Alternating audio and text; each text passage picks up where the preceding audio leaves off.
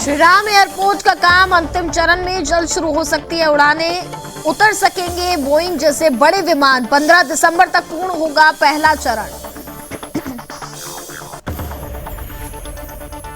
हरदोई में लव जिहाद का मामला आया सामने। जिहादी शोएब ने हिंदू युवती को फंसाया प्रेम जाल में। युवती पर धर्म परिवर्तन, शादी करने का बनाया दबाव। जिहादी के खिलाफ मुकदमा दर्ज, कार्रवाई जारी।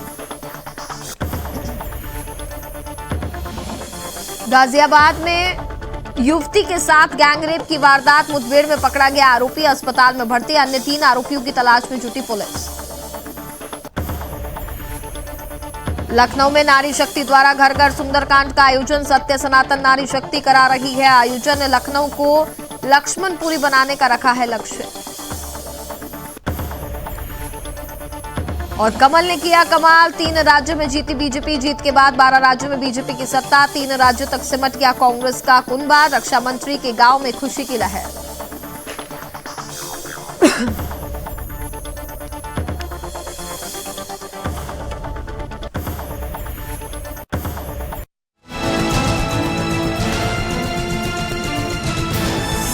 आप देख रहे हैं सुदर्शन न्यूज। नमस्कार, मैं हूं आपके साथ कनिका अरोरा और आप देख रहे हैं सुदर्शन न्यूज। बुलेटिन की शुरुआत करते हैं इस वक्त की बड़ी खबरों के साथ। सबसे पहले बात करते हैं उत्तर प्रदेश के अयोध्या से, जहां मुख्यमंत्री योगी आदित्यनाथ ने निर्माणाधीन मर्यादा पुरुषोत्तम श्री राम अंतर्राष्ट्रीय एयरपोर्ट का निरीक्षण किया। उनके साथ केंद्रीय नागरिक मंत्री ज्योतिरादित्य सिंधिया और केंद्रीय राज्य मंत्री डॉक्टर वीके सिंह भी मौजूद रहे। वहीं सीएम योगी ने कहा कि मर्यादा पुरुषोत्तम श्री राम अंतर्राष्ट्रीय एयरपोर्ट के प्रथम चरण के निर्माण कार्य 15 दिसंबर तक पूर्ण हो जाएगा।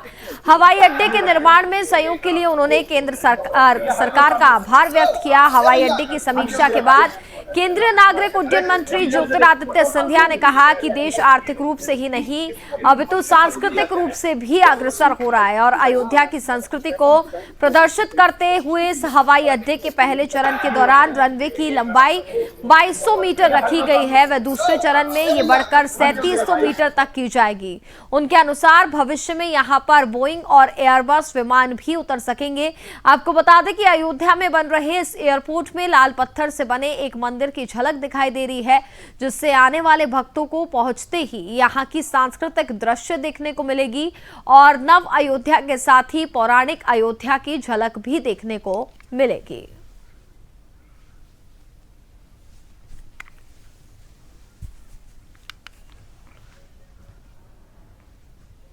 अभी यहाँ पे जो प्रेजेंटेशन हुआ है इसके अनुरूप 15 दिसंबर तक ये नया एयरपोर्ट पूरी तरह बनकर के तैयार होगा और जो भी तिथि आदरणीय प्रधानमंत्री जी के द्वारा दी जाएगी उसी के अनुरूप न केवल एयरपोर्ट बल्कि अयोध्या के विकास कार्यों और न्यू अयोध्या जो प्रभु राम के अयोध्या में भव्य मंदिर में विराजमान होने के पूर्व सज करके एक नई अयोध्या के रूप में देश और दुनिया के सामने होगी, उसके भव्य लोकार्पण के कार्यक्रम के साथ हम सब जुड़ेंगे।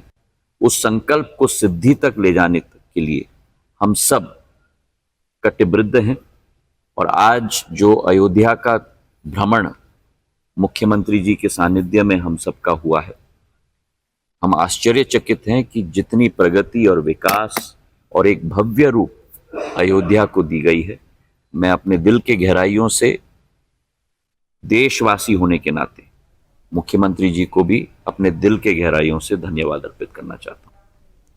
लखनऊ से है, जहां पर आपको बता दें कि सत्य सनातन नारी शक्ति संस्था द्वारा लखनऊ को लक्ष्मणपुरी बनाने के लिए जुटी हुई है और भारतवर्ष को आध्यात्मिक पहचान दिलाने के लिए साथ ही पूरे विश्व के सनातनियों को एकजुट करने के लिए अभियान चला रही है। प्रत्येक मंगलवार को हर घर और हर मंदिर में सुंदरकांड की पूजा करने के लिए आह्वान किया जा रहा है और आपको बता दें कि वही मातृशक्ति ने लखनऊ को उसका पौराणिक नाम लक्ष्मणपुरी दिलाने के लिए वृहद कार्यक्रम चलाने का लक्ष्य भी तय किया है, जिसके तहत जागरूकता कार्यक्रम भी चलाए जाएंगे। साथ ही सुंदरकांड के आयोजनों के दौरान भी लोगों को सनातन के प्रति जागरूक किया जाएगा।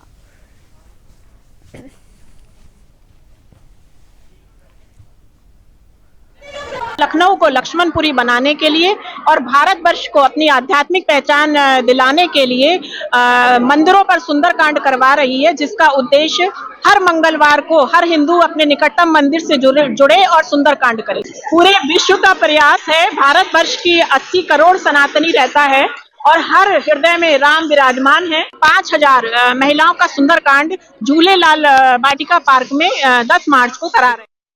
खबर हरदोई से है, जहां लव जिहाद का मामला सामने आया है और जिहादी शोएब ने हिंदू युवती को प्रेम जाल में फंसा लिया। प्रेम जाल में फंसा करके हिंदू युवती को घर से लेकर के भगा करके ले गया। वहीं जिहादी शोएब ने लगातार युवती का यौन शोषण भी किया और युवती पर धर्म परिवर्तन वह निकाह करने का दबाव बनाने लगा।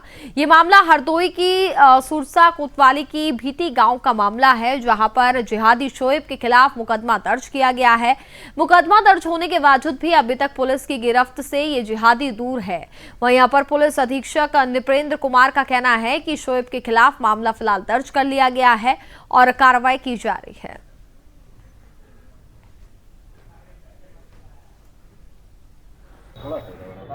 यह प्रकरण थाना सुरसा का है, जहां पर आज 112 की जरिए सूचना मिली थी स्थानीय पुलिस को, जहां पर तत्काल स्थानीय पुलिस मौके पर पहुंची उस गांव में और वादी से बातचीत करी तो उसमें यह बात प्रकाश में आई, वादी की पुत्री को प्रतिवादी पक्ष से भगा ले गया एवं धर्म पत्र संबंधी बातें भी वादी की द्वारा बताई गई है। तो उपरोक्त मामले में वादी की तहरीर लेकर सुसंगत धारा में मुकदमा पंजीकृत किया जा रहा है और इसमें विधिक कार्रवाई की जा रही है। अगली खबर गाजियाबाद से है, जहां ट्रोनिका सिटी थाना क्षेत्र में बीते दिन यानी कि 30 नवंबर को एक युवती के साथ गैंगरेप की घटना को अंजाम देने वाले बदमाश जुनैद का पुलिस ने एनकाउंटर किया है, जिसमें आरोपी बुरी तरह से घायल हो गया। गैंगरेप की घटना में शामिल बदमाश के साथ मुठभेड़ के दौरान उसके दोनों पैर में पुलिस की गोलियां भी लगी और आपको बता दें कि घायल हालत में बदमाश को गिरफ्तार किया गया है और उसे अस्पताल में फिलहाल एडमिट कर दिया गया है।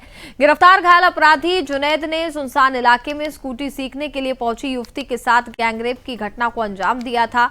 पीड़ित युवती घटनास्थल पर अपनी एक अन्य सहेली के साथ वहां पहुंची, जहां युवती के साथ जुनैद ने अपने एक अन्य साथी के साथ मिलकर गैंगरेप जैसे जघन्य और घिनौनी घटना को अंजाम दिया। फिलहाल पुलिस ने मामला दर्ज कर लिया है और बाकी 3 अपराधियों की तलाश में जुटी हुई है।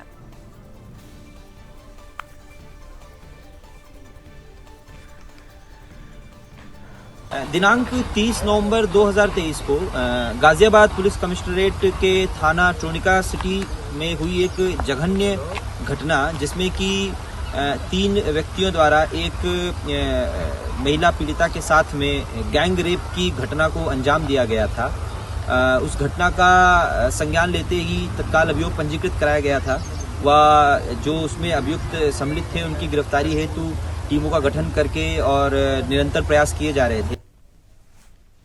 अगली खबर मथुरा से है, जहां श्रीनाथ अपार्टमेंट के फ्लैट में मणि जैन की हत्या हो गई। लोग हैरान हैं कि आखिर गेट बंद कॉलोनी में, जिसमें गार्ड भी तैनात है, उसमें हत्यारे घुसते हैं और इतनी बड़ी वारदात को अंजाम देने के बाद आराम से फरार हो जाते हैं। वहीं पुलिस को क्राइम सीन से सबूत मिले हैं जो इस ओर इशारा कर रहे हैं कि बदमाश हत्या लूट को अंजाम देने के बाद खून से सने अपने हाथ पैर धोकर बाहर निकले हैं और जाते वक्त फ्लैट का दरवाजा भी बाहर से बंद करके भाग गए। पुलिस को शुरुआती जांच में किसी करीबी पर ही इस वारदात को अंजाम देने का अंदेशा है। पुलिस ने परिजनों से वार्ता की, जिसमें पता लगा कि मणि जैन हमेशा फ्लैट का दरवाजा बंद करके ही रखते थे और जब भी कोई गेट पर आता था तो वह पूरी तस्दीक करने के बाद ही उसे घर में प्रवेश देने के लिए गेट खोलती थी। इससे साफ है कि हत्यारे परिचित थे। एसएसपी ने महिला की हत्या के खुलासे के लिए करीब आधा दर्जन से अधिक टीम की यहां पर गठित कर दी है और अपराधियों की जांच में जुट गई है।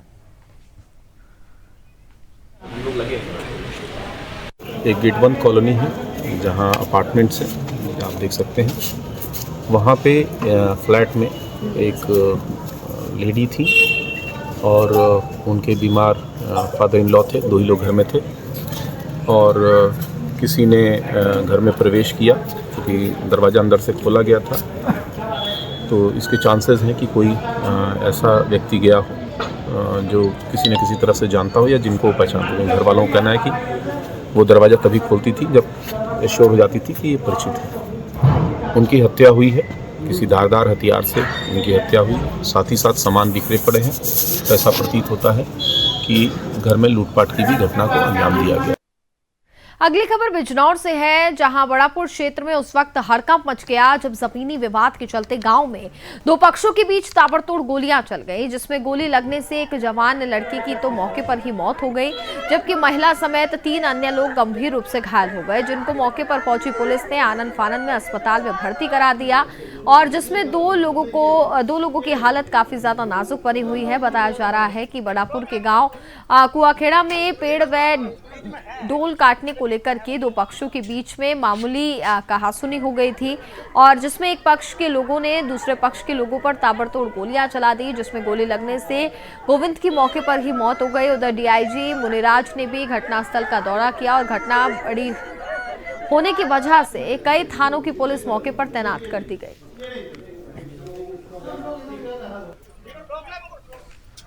बिजनौर में थाना बड़ापुर में कुआखेड़ा गांव में पुलिस को सूचना मिली थी लगभग 12:30 बजे के आसपास, जो हल्का इंचार्ज के पास।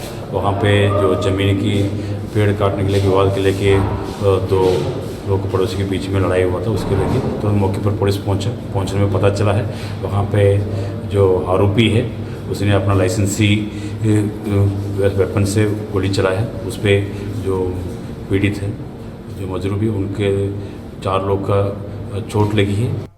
अगली खबर चंदौली से है, जहां राजस्थान, मध्य प्रदेश और छत्तीसगढ़ में भारतीय जनता पार्टी ने प्रचंड जीत हासिल की है। मध्य प्रदेश में पार्टी ने सत्ता बरकरार रखी है और राजस्थान, छत्तीसगढ़ को कांग्रेस से छीन लिया।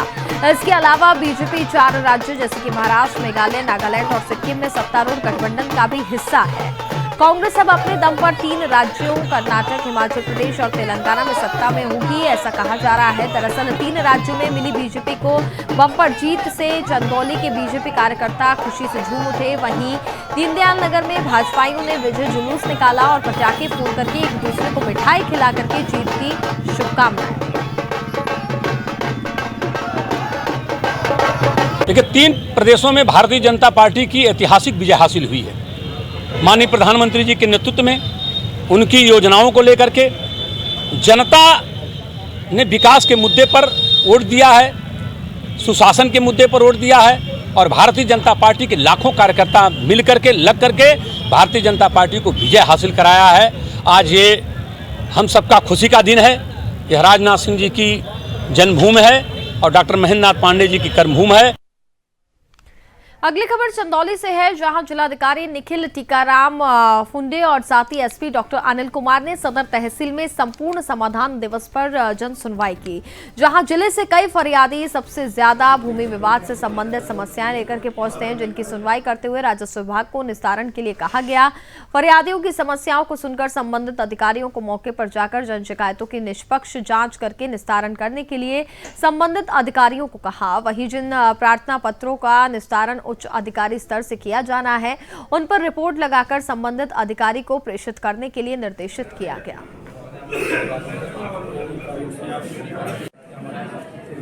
आज लगभग 70 प्रार्थना पत्र प्राप्त हुए हैं। उसमें से 8 प्रार्थना पत्रों का हम लोगों ने मौके पर निस्तारण कराया है। देश जितने भी प्रार्थना पत्र थे उनको समय से निस्तारित करने के निर्देशित किया। और कुछ प्रार्थना पत्र ऐसे हैं जिसमें लगातार शिकायत करने के बाद रिजल्ट नहीं आए, तो उसको भी प्रायोरिटी पे कराने के लिए निर्देश। अगली खबर मध्य प्रदेश के टीकमगढ़ से है, जहां विधानसभा के चुनाव में जतारा से विधायक हरिशंकर खटीक को फिर लाडली बहनों समेत क्षेत्र की जनता ने एक बार अवसर दिया है और विधायक हरिशंकर खटीक जीते हैं। उन्होंने 12,500 वोटों से जीत हासिल की है। विधायक की जीत पर उनके गृहनगर पलेरा समेत विधानसभा क्षेत्र जतारा समेत समूचे क्षेत्र में जश्न का माहौल है और इस अवसर पर लोगों ने जमकर आतिशबाजी करते हुए एक दूसरे को मिठाई खिला करके खुशी का इजहार किया। विधायक हरिशंकर खटीक ने निर्वाचित होने के बाद अपनी जीत का श्रेय क्षेत्र के कार्यकर्ताओं व साथ ही आम जनता को दिया और सभी के प्रति आभार व्यक्त करते हुए उन्होंने कहा कि ये जीत आम जनता समेत बीजेपी कार्यकर्ताओं की जीत है।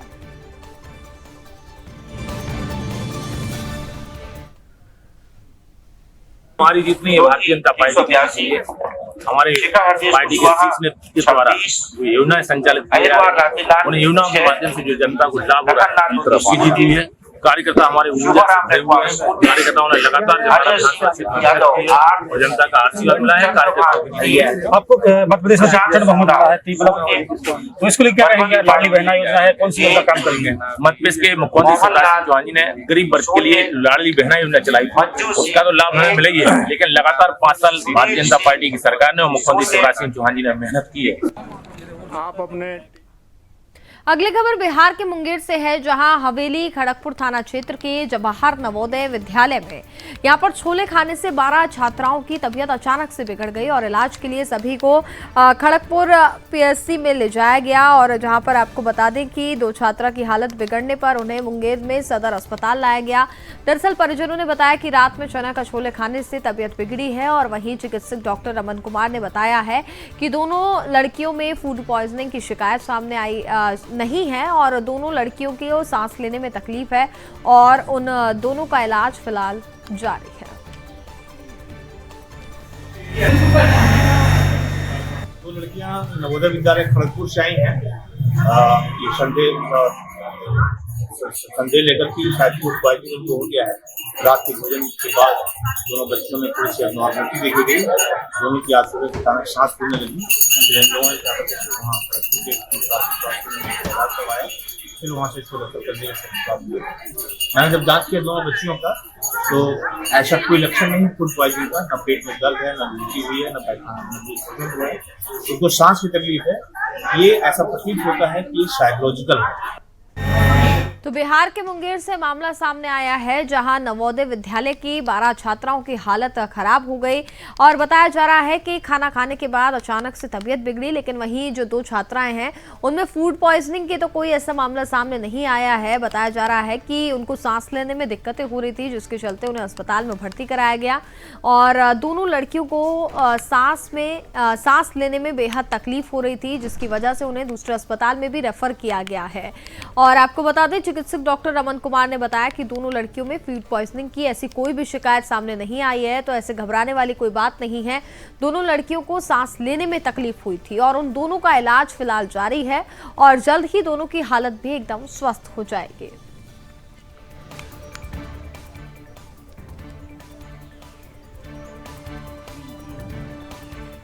और इसी के साथ फिलहाल इस बुलेटिन में बस इतना ही। आप देखते रहिए सुदर्शन न्यूज। जय हिंद।